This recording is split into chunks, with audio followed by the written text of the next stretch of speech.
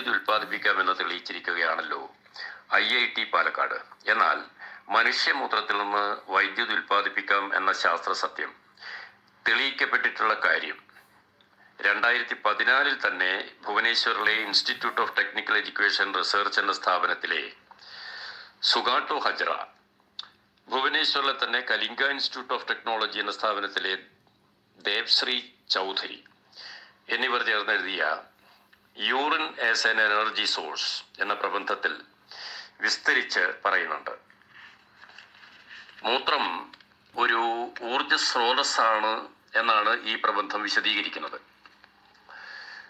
വർഷത്തിൽ മനുഷ്യർ മാത്രം 6.4 ട്രില്യൺ ലിറ്റർ മൂത്രം പുറത്ത് കളയുന്നുണ്ട് എന്നാണ് കണക്ക്.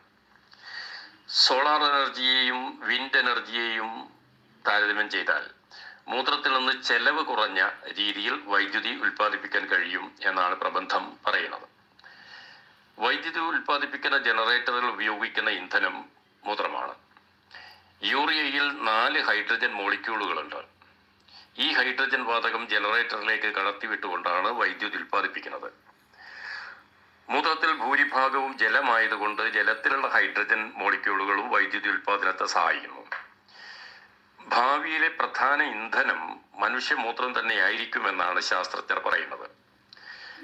പാഴ്വസ്തു എന്ന് പഴിക്കപ്പെട്ട മൂത്രം ലോകം വാഴുന്ന കാലമാണ് വരാനിരിക്കുന്നത് എന്നർത്ഥം.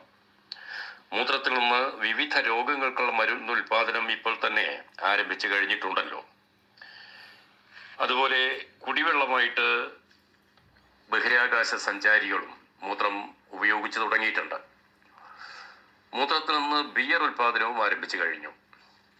മൂത്രത്തിൽ നിന്ന് വൈദ്യുതി ഉൽപ്പാദിപ്പിക്കുന്നതോടെ വൈദ്യുതി ചെലവ് കുറയുമെന്ന് മാത്രമല്ല, മൂത്രം ഒരു സ്വർണ്ണ ഖനിയാണെന്ന് തെളിയുകയും ചെയ്യും.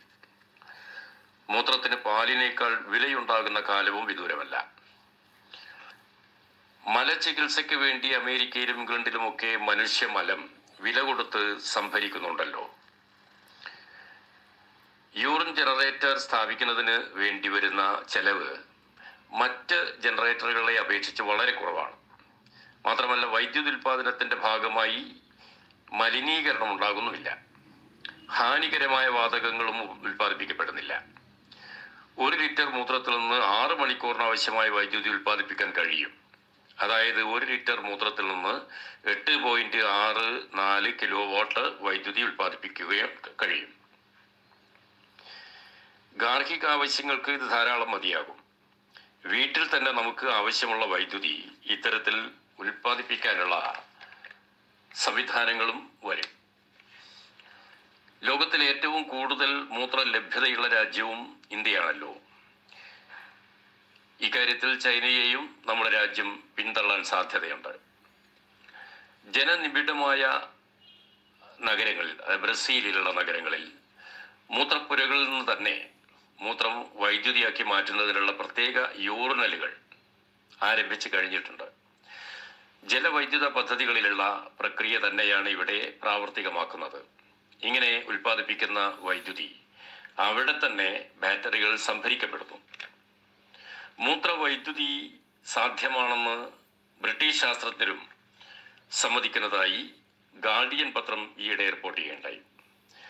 മൂത്രത്തിൽ നിന്നുള്ള വൈദ്യുതി ഉപയോഗിച്ച് മൊബൈൽ ഫോൺ ചാർജ് ചെയ്യാനും മറ്റ് കാര്യങ്ങൾക്ക് ഉപയോഗിക്കാനും വളരെ നിസ്സാരമായ ചെലവ് മതിയാകും എന്ന് ബ്രിട്ടീഷ് ശാസ്ത്രജ്ഞർ പറയുന്നു. വെറുതെ പാഴാക്കി കളയുന്ന മൂത്രം ഉപയോഗിച്ച് വളരെ വിലപ്പെട്ട വൈദ്യുതി ഉൽപ്പാദിപ്പിക്കാനുള്ള പരീക്ഷണങ്ങളിൽ ഏർപ്പെട്ടിരിക്കുകയാണ് ബ്രിട്ടീഷ് ശാസ്ത്രജ്ഞർ. ഒട്ടേറെ നേട്ടങ്ങളാണ് മൂത്രത്തിൽ നിന്നുള്ള വൈദ്യുതിക്കുള്ളത്. ഇന്ധന ചെലവില്ല, ഗ്രീൻ ഹൗസ് ഗ്യാസുകൾ ഉണ്ടാകുന്നില്ല, മാലിന്യമുക്തമാണിത്, ജനറേറ്റർ സ്ഥാപിക്കാനും നിലനിർത്താനുമുള്ള ചെലവ് വളരെ കുറവാണ്, പ്രകൃതി സൗഹാർദ്ദപരമായ ഉൽപ്പന്നമാണിത്, കുറഞ്ഞ ഇന്ധന ചെലവിൽ മറ്റ് ജനറേറ്ററുകളേക്കാൾ വളരെ കൂടുതൽ വൈദ്യുതി ഉൽപ്പാദിപ്പിക്കാൻ ഇതിലൂടെ കഴിയുന്നു. മൂത്രം ലോകം ഭരിക്കുന്ന കാലം ഇതാ അടുത്തെത്തിക്കഴിഞ്ഞു എന്നർത്ഥം.